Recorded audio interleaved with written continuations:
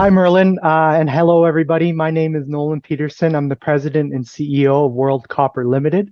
World Copper Ltd is a Vancouver-based junior mining company with projects in Chile. Those would be Escalones and Cristal, as well as a project in Arizona called the Zonia project. Now, the interesting thing about World Copper is that our Escalones project and our Zonia project are both advanced stage exploration, early stage development assets, which is unusual in a junior mining company such as ourselves. Both of them have established resources.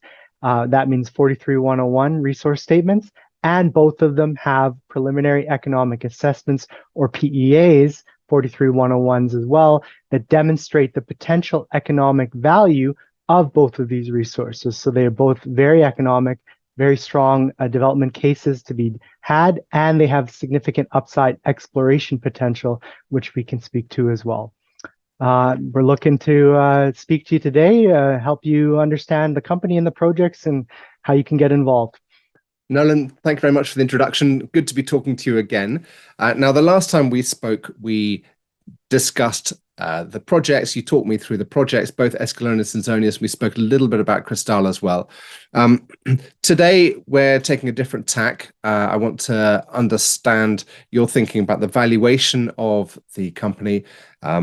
Also, I want to have a look at the kind of the shareholder register and just kind of understand what the background is to that. This is part of the validation series, both validation and valuation. So if we could, let's just start with the shareholder register. And if you could tell me a bit about the building blocks of the shareholder register, where those shareholders came from and what the history is behind that, that'd be great. Thank you. Yeah. Well, World Copper is a fairly young company by mining standards. So, I mean, I can start from the start. We were a spin-off of a company called Wealth Minerals. Wealth Minerals is a lithium company that deals in Chile.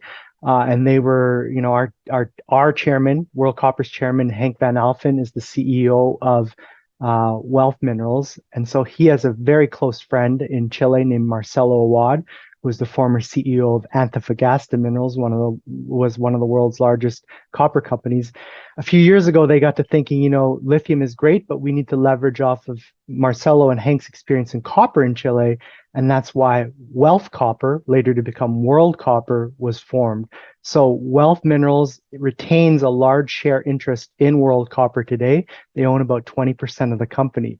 They ended up getting those shares because they brought in the Escalones project into Wealth Copper and now World Copper. And they bought the project off of a company called Gold Springs Resources, or formerly Tri-Metals, or TMI. Now, eventually, those two companies owned the company. There were a number of financings along the way. While the company was private, a small one. And then the company went public in January of 2021. So only about a year and a half ago now did World Copper go public. At that time, there was a little bit of selling of the people who got involved in the early financings.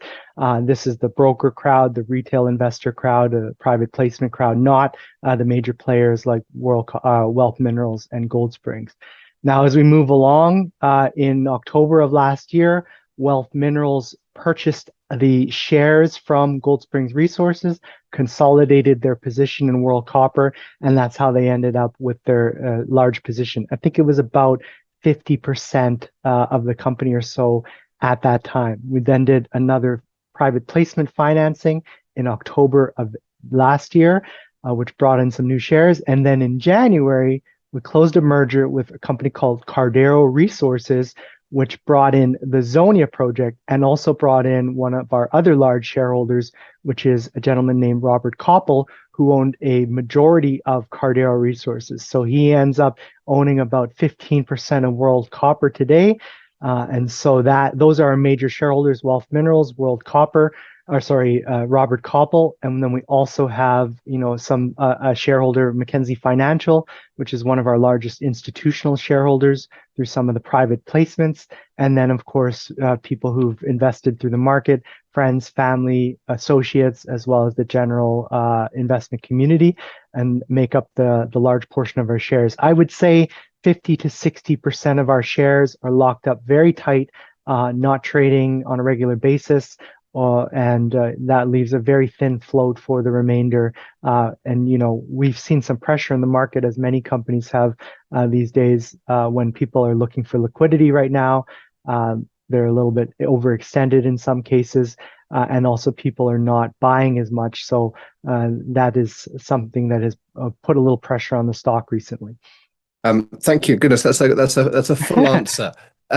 When you did the merger with Cardero Resources, what was Robert Kopple's percentage holding in Caldera?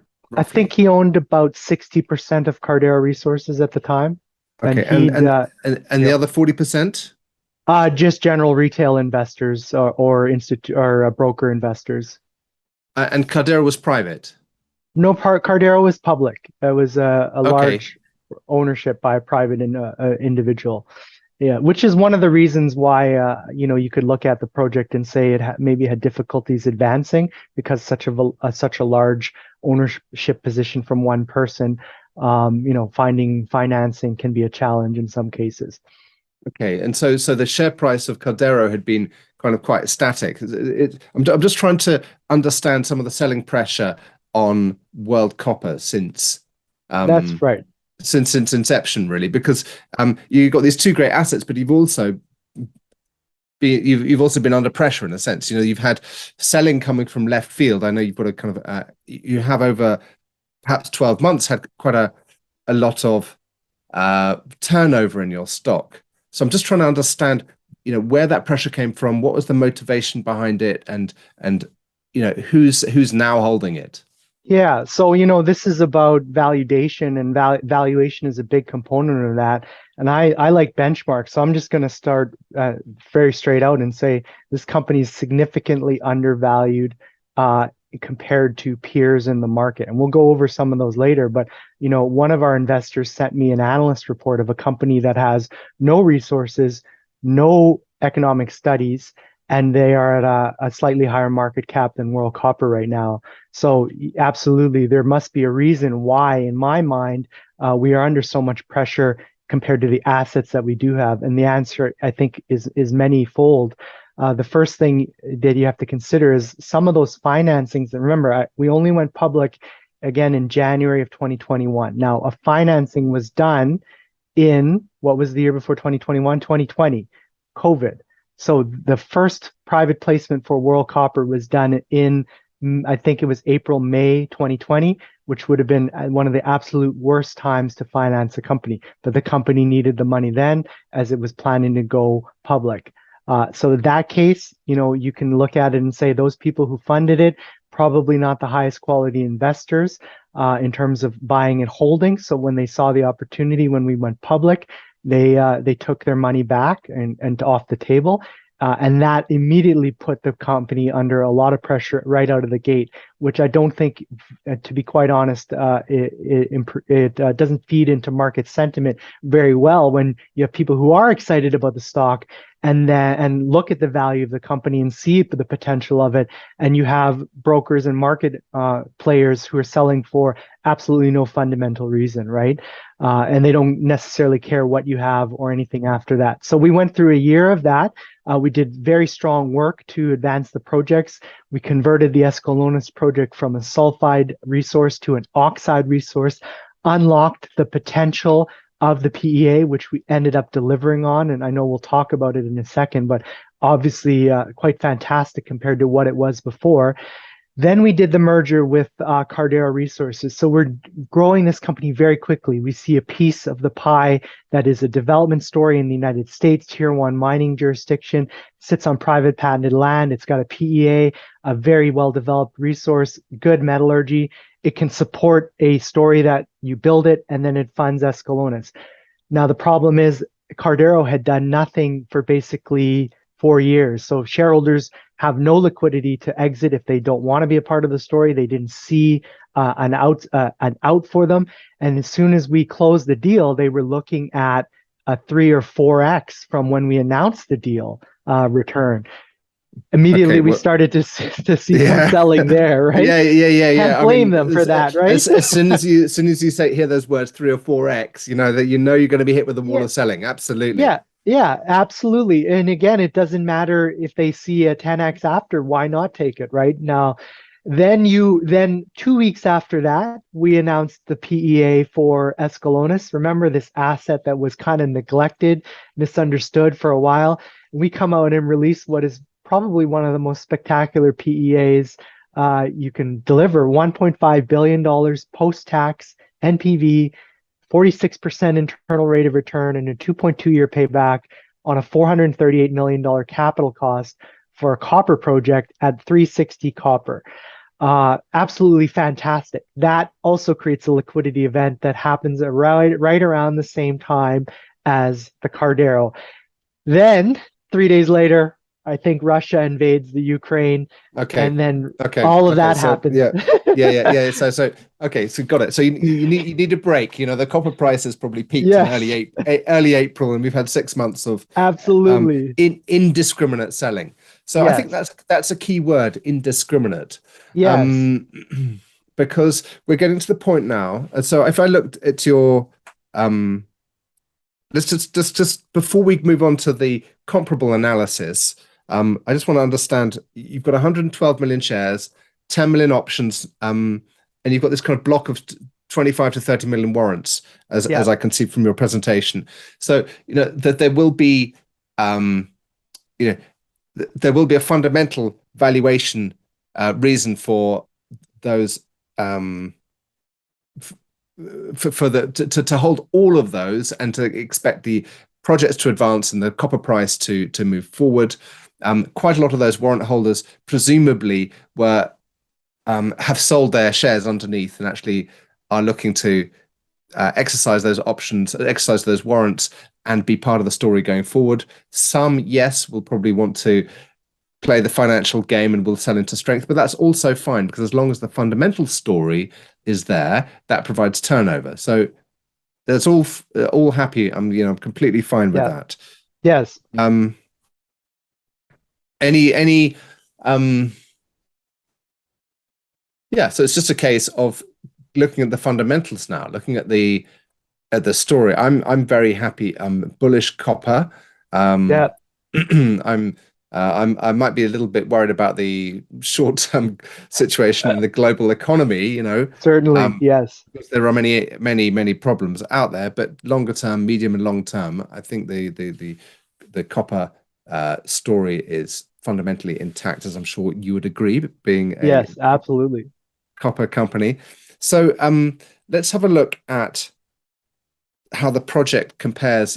In your slide deck, which is a comprehensive slide deck, from slide 31 onwards, you've got a whole range of different comparable comparables. And I think let's first look at it on a project level. I think that slide 31 of yours was Sure. what I wanted to kind of dig into. Yeah. That sounds good. So, do you have specific questions? You just want me to give you my thoughts on this chart Well, first, Marilyn? why don't you go first? Okay. So for people who are taking a look at our deck or watching this video, this is a list of projects in development in primarily South America. So we've listed, Peru, we got Argentina and Chile.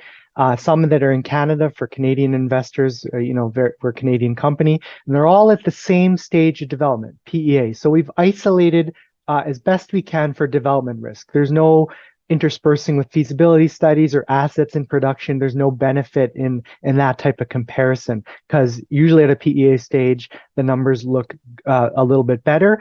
Sometimes they do look worse and projects do get better over time, but this way we're comparing apples to oranges, a snapshot in time. These are also a mixture of projects that are some companies like us, which are development, World Copper, we don't have any funding. We don't have any revenues paying the expenses. Some are in similar positions and some are held by major companies as well. But again, that has no impact on the actual value of the project itself, right? That's just how well can it be built. and that's more of a corporate decision. So we presented, most of these projects are valued at a $3 copper price. We did our base case at 360 due to market conditions. We don't pick the copper price. The engineers pick it based on what the conditions are at the time, but we still did a sensitivity at $3 so we can compare to other projects. Now, one thing you may also see is the vast majority of projects in the world for copper are flotation projects. They're not solvent extraction and electrowinning projects, heap leach projects like Escalones is and like Zonia is at World Copper as well. What you'll notice if you start to look at it is that for SX-EW projects, the initial capital cost is quite low for SX-EW projects compared to flotation projects. And we're not talking 20-30% more, we're talking orders of magnitude, multiples. For example, let's just take Los Helados held by NGX. Their PEA was $4.3 billion. That's 10 times the initial capital of Escalones. Now, do they get a 10 times larger NPV from it? Their pre-tax NPV, or let's do after tax, is $270 million. So 4.3 billion investment for a $270 million return, and Escalones is a $438 million investment for a $1 billion return. I'm not cherry picking here, and I'm not trying to pick on other projects either, by the way. No. But that's, I mean, what you have just highlighted there is one of the kind of key features of an NPV. You know, when you look at a net present value, it will punish front-end capex, and it will also punish far-end production.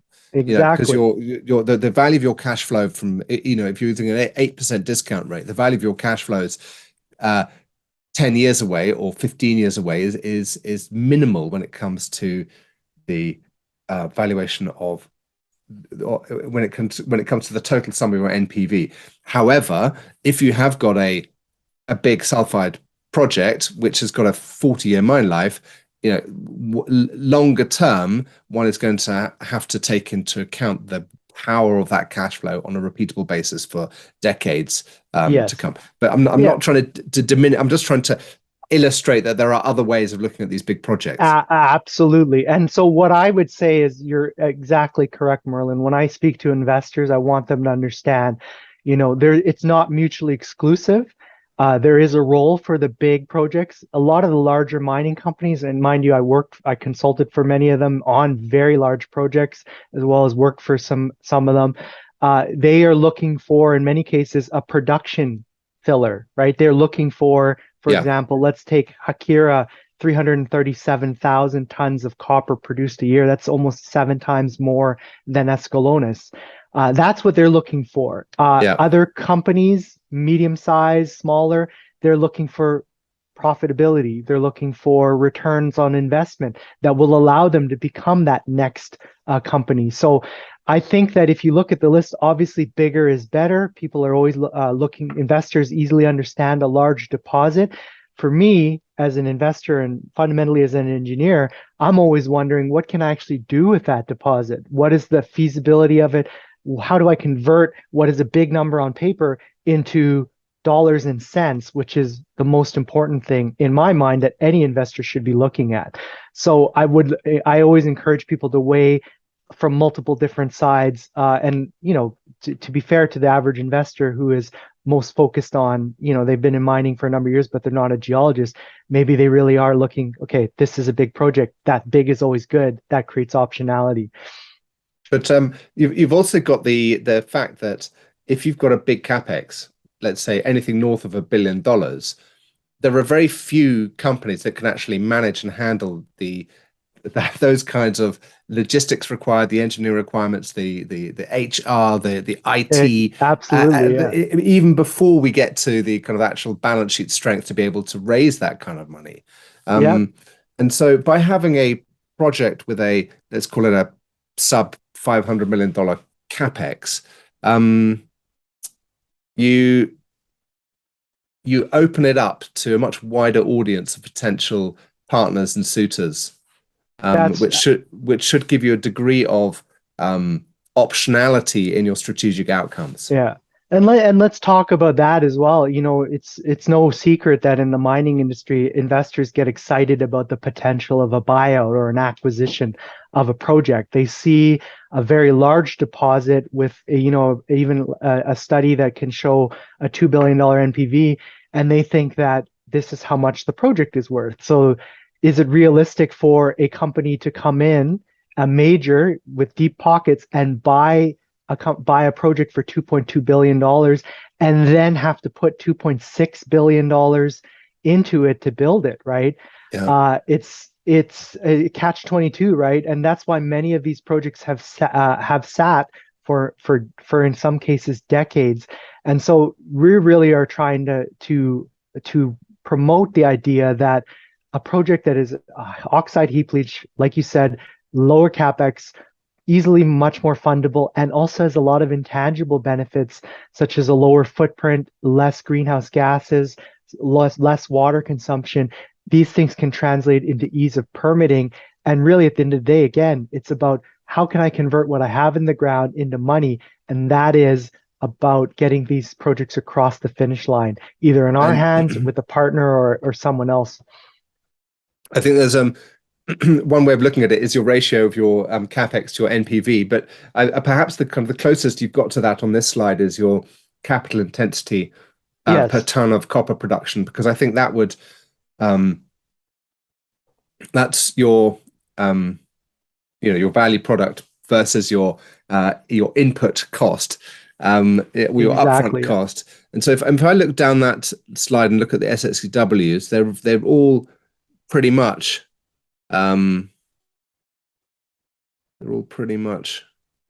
low. Why is that First Quantum, that Hyakura one? Is that simply because it's up there? Is that low because the volume of production is so high? They have a byproduct credit, I believe, that also impacts the allows them to produce so much copper and lower the and the production is so high. Yeah. So the byproduct credit helps them with that. Okay, great. Thank you. And you've got a whole bunch of other slides as well. So we just sure. Let's keep the deck up and move on. Yeah. Okay. Do you want to talk about the market cap first, or go into the project first? Let's do market cap. Okay. So this is a slide that I really like to talk about. Obviously, in some ways I like to talk about it, other ways I don't.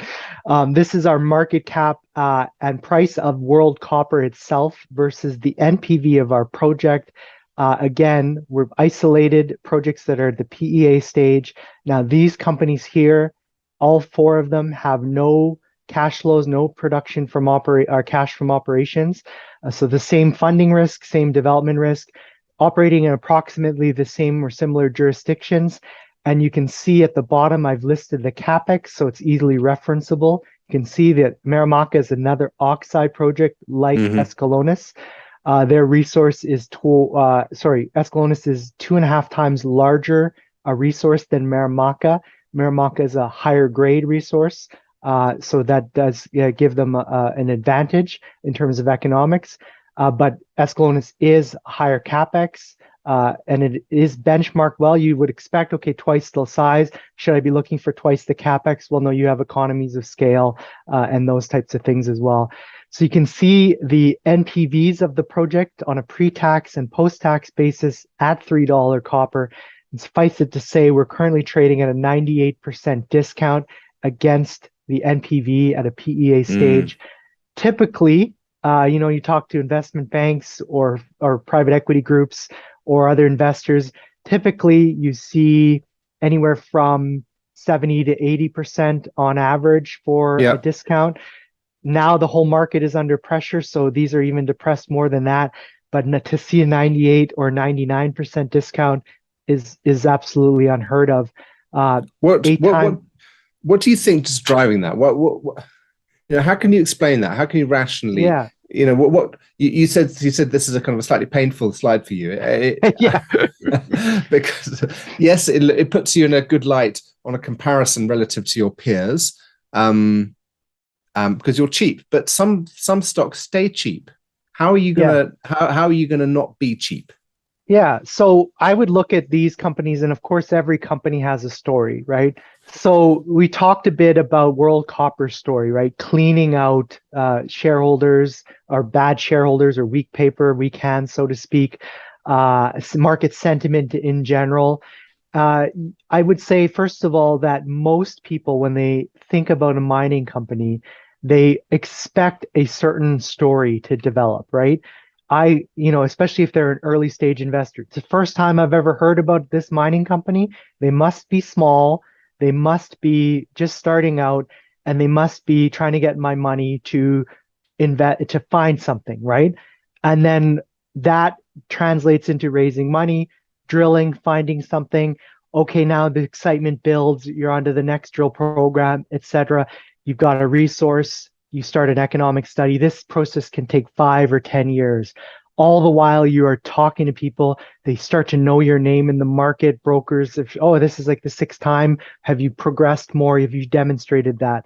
What World Copper has done is come into the scene now, jumped over all of that legwork and said, we've got two projects that are established resources with economics, and they're Mm, in the hands of a junior, right? And that is, we haven't, I don't think, marketed enough to establish that broad base where we can say there's 40,000 shareholders of World Copper that are involved and will, when they see a weakness, they like the story, they'll start soaking up cheaper shares. I would also point out in the chart that we looked at, a lot of these companies have been, again, they followed that story. They've been in the market for 5, 10, 15 years as public companies. And also, they've had their dips into much lower share prices than World Copper and valuations. And then what they sometimes do is attract a strategic investor, a private equity group, or a shareholder that buys in and sops up 30, 40% of the value of the company. And then they become the validation of the project, right? Those major groups aren't going to put big mm. money in. And they're also supporting the stock in the market. Now, that is one thing that we do not have at this point yet, but we're working on getting the message out there and Yeah. finding the right suitor, and that would definitely help a lot. But again, has nothing to do with the value of the company itself or the assets. It's just the average investor will go where the money is going, and that's what we need to create and make the market understand with World Copper. Yeah, I think Marimac has done that particularly well. They've got two private equity groups supporting, Exactly, yeah. and that really shows in the valuation. It's also the I don't think they had the kind of the backwash from going public in the same time frame. Well, Do actually, you, no. I mean, if you look back at Marimaca's chart, I think 5 years ago they were at 5 cents. They did a rollback. And apologies if I'm wrong. People can say, "Oh, he got that completely wrong." I believe they were at 5 cents, and they did a major equity investment from a private equity group. Did a rollback 10 to 1, and that brought them to about 40, 50 cents. And okay. then now they're at 350. So, with that type of support, and with Mhm. which of course we're now entering into a market where there's not a lot of support out there even for good stories, it does create an opportunity for people who do have cash to take a position and think about the long term. It's funny because you're absolutely right. I'd forgotten that there was that prehistory with Coro mining because I was on the kind of the more recent Yeah, yeah, you Marimaca story. change Yeah, your yeah, name and to change the name. Well, the, I still think you guys should change your name, but that's another topic of conversation. yes, Um, um, interesting.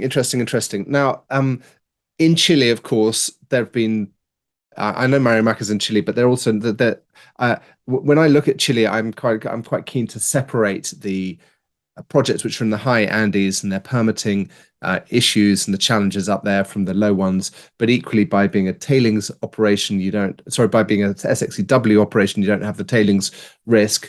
So perhaps it's not so much a permitting thing. But let's talk, if you could, a little bit about Zonia, because to me that looks like a really interesting project. But in terms of the permitting, is that going to be? Tell me about the permitting of the fact you're on patented land, aren't you? that's right. Yeah, let me pull up another slide quickly just so we can, excuse me, have something to reference. Uh, there it is. So absolutely right. One of the biggest, let's talk about risks of building a mining project. There's probably, people think, okay, you got a great resource, great grades. I've got a mine. Well, no, of course, right? Community, funding, market conditions, permitting is a huge risk, right? Huge risk in any jurisdiction. Then you roll in the United States or Canada or other jurisdictions like that. You have a tier one mining jurisdiction, very strong environmental protections, very rigorous permitting processes, and there's no way to circumvent that. Not that we would ever aim to, but some jurisdictions, shady type of companies can speed things up. World Copper picked up Zonia because of its permitting advantage, right? This is a brownfield site that was in operations before, so that helps. It also sits entirely on private patented land. So that's this outline here. There's the deposit itself, and there is the red outline. And this deposit sits entirely on private patented land. Now, what does that mean? If you sit on federal land or state land or public land in the United States, that means you need to go through various environmental protection agencies. The US federal APA takes it on in a coordinated manner. It requires an environmental impact statement, community involvement, multi-agency, multidisciplinary review to assess the whether this project can go ahead or not. That can take years, or in some cases decades. I think one stat said the average time to permit a new mining project was 8 to 10 years, right? Yeah. Uh, right? I mean, that's so think about it. If somebody is investing in a mining project today that is a resource that doesn't even exist yet, you're probably not going to pull a single ounce of gold or pound of copper out of that project for at least 20 years, assuming you find something, right? Because of the timeline. So we have here a resource. Now it sits on private patented land. That means we own the land. That means when you're doing work on land you own, it's a much easier conversation. Instead of going to a coordinated agency, you're going to individual state permitting agencies, air quality, water quality, and saying, I would like a permit to make sure that I'm not emitting too much, or I would like a permit to make sure I'm not contaminating the water supply. It's a smaller list. It's an easier list to get because you're going to those one-off agencies. You're creating relationships with individual permitting bodies, and that means that this project can be permitted in 3 to 4 years. Again, this is a sizable project in a tier one jurisdiction in the best state for copper mining in the United States. That's what makes this such a slam dunk of a project that we need to bring across the finish line as soon as possible. Okay, so I can see you've got that. What's that green outline there below? Yeah, on the bottom right hand side of that diagram. Oh, this area here? Yeah. This is low molybdenum metrics. So here it means that there's no copper as a associated metal. So basically, Okay. the red is the good, and this slide also demonstrates the drill potential we have with a high molybdenum target, as well as other metals. And I'd love you to talk with our geologist. I think we actually did speak about it in the last conversation. That leads us to believe that there's a potential to add even more resource to this body. Now, full disclosure, this material sits on federal land, but once you get this mine in operation, you immediately go and start a permitting operation, and you can put a 20 or 30-year mine life in place when we find something to the northeast. So that's what makes this a good project. And have you got the PA metrics of this project that you can just I kind of flash do. up? Yes. Okay. So yeah, it's a much smaller project than Escalones, but makes it more bite size.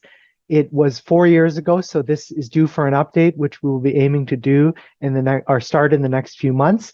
Initial capital was 200 million capital after tax NPV at $3 copper. Again, with all the weakness in the market today, we're still above the price that Zonia was done at, which was at the time Zonia was done, the price was, I think, 280 or 270-ish, so it was higher. 200 million after tax NPV. This is indicative at $4 copper, which is closer to spot, 450 million after tax NPV. When you have that low capex, like we were talking about earlier, Now you're starting to talk about leverage. How leveraged are you to the price of copper? At $6, $5 or $6 copper, if people believe that copper could head in that direction, this is a potentially $1 billion NPV project for a very low initial capital. And again, in a tier one jurisdiction, easy to permit. I mean, that's what makes this such a valuable project to us. Once this is online, it spits out cash all day long, and we have no questions about building another smaller project on a global scale like Escalones, but still brings in significant cash flow. So, where are you? I mean, it's quite bonkers having this the NPV, you know, of Escalones at $1 billion and your market capitalization at what are you at the moment? $23 million US, yeah, around there, yeah. Yeah. And how much cash have you got? We finished finished a raise over the summer. It was a small raise just to put some money in the till. We also sold a royalty on the Zonia project recently. The first tranche was $2 million, $1.5 million in cash, and 500,000 in shares came in. So that plus the financing, we have about $2 million in the bank at the moment. Yes. And are you in an active drilling phase, or are you on the kind of updating the PEA on the in Zonia? Is that the key work program at the moment? Correct. So we're actually, first thing we're doing is updating the resource statement at Zonia to reflect the current market, as well as bringing in some additional material that was not included in the PEA resource. So we will have that idea of just how big this project can be. And then we have to find the best permittable project within that. So that's the first project process at Zonia, and then a PEA update. Or we look for a partner that wants to really see this project push forward with the right support, and we're not worrying about it ourselves. We immediately jump to a PFS or feasibility study and get going on that. Now, we did just complete a drill program at Escalones. We put the news out on that yesterday, so I don't know when this video will be published. So that was Tuesday, September 27th. We published that, showing the Mancha Maria. We confirmed the mineralization extended south of the main resource. So that was our big drill program for this year, very successful for us to understand that we can continue to make that resource larger as well. So yeah, a great mix for World Copper of resources that exist, preliminary economic analysis, and the upside potential afterwards. Great. Well, I think we've pretty much covered it. I mean, we're still looking for that catalyst, that breakout catalyst, and it might be as simple as just a turn in the market. Yeah. We've just seen copper prices come off to as low as whatever it was, $3.35 a pound, something like that. They've popped up today. There seems to be a bit of a bounce. I think the overriding feature for a stock like World Copper has to be, at the moment, the macro situation, the what's happening to resources stocks in general. Yes. And even though you've got to keep marketing and keep explaining the story, I'm not sure that there's going to be a catalyst for that turnaround until you can just catch a break in the market. In a sense, you can't stop, you can't predict when the timing is going to be. You've just got to keep doing your job. Exactly. We continue to put our heads down. We know what we need to do to build this company. The market is the market. People who, uncertainty, they want to be in cash, they want to have some reserves. They sell, not just World Copper, many other companies. The whole market is down. And then people who have money are waiting to see for things to turn around. So you have no buying, a little bit of selling pressure, not a lot of buying. And again, this is not limited to World Copper. What bugs me a bit is when people look at World Copper and say, well, you're down to some very low lows. Well, so are a lot of our peers, a lot of the market, even big companies like Tesla, I think, is off 30% on the year. And not that we're the same, but everybody, right? Let's not talk about the valuation of Tesla. That's a topic for the pub. But some big companies are off too. Yeah. And Yeah. so and so you expect when things to turn, people start feeling better to buy. It flips from selling to buying, and every stock will go up at the same time or similarly. There Maybe not are everyone. there Yeah, are, however, groups out there which are able to switch off the noise of the market and look at the fundamental asset base. And presumably, those would be some of those people would be among the people that you're talking to about a partnership on, let's say, Zonia, possibly even strategic investors that we spoke about earlier with kind of longer term capital looking for an ability to deploy capital into a mispriced copper asset, for example. Um, Presumably, you got those conversations going on at the same time. absolutely. Yeah, that's a big focus for us. Mining companies that are even at today's prices of copper, still making a large amount of money. Their cash flows are not impacted by uncertainty in the world. They're building every day. The cash flows are. Now, what we need to encourage them to do, not just World Copper, but people who exist in the market and society in general, that need copper and other critical metals, is to start investing again. They hesitate to invest when there is uncertainty because I think that they will be viewed with, maybe you should wait till things settle down. The market sentiment is what it is. It feels like taking a risk in these type of market, even for big companies, is hard to convince them to do. But we are having those conversations, and it's very important to sow the seeds, lay the groundwork for when the market does turn. If copper hits $4 or $5 in a couple of years or even sooner, suddenly there'll be a rush to invest. And we should have been investing the last 2 years. It's a common story. We've all seen it before, boom bust cycles. We believe that this is a coming super cycle. So yeah, we are having those discussions. There's private equity money out there that is looking for these types of opportunities. They can weather the storm and keep things going in many ways, and they can be a very supportive partner for us as well as mining companies. So yeah, those are the conversations we're having. Good. Well, Nolan, good luck with everything. I look forward to seeing the new resource on Zonia when it comes out, and maybe even a kind of a rejigged PEA some stage during next year. And of Yes. course, updates on Escalones. So thank you very much for the update. Thank you, Merlin. Thanks for your time. And thank you, everyone, for watching.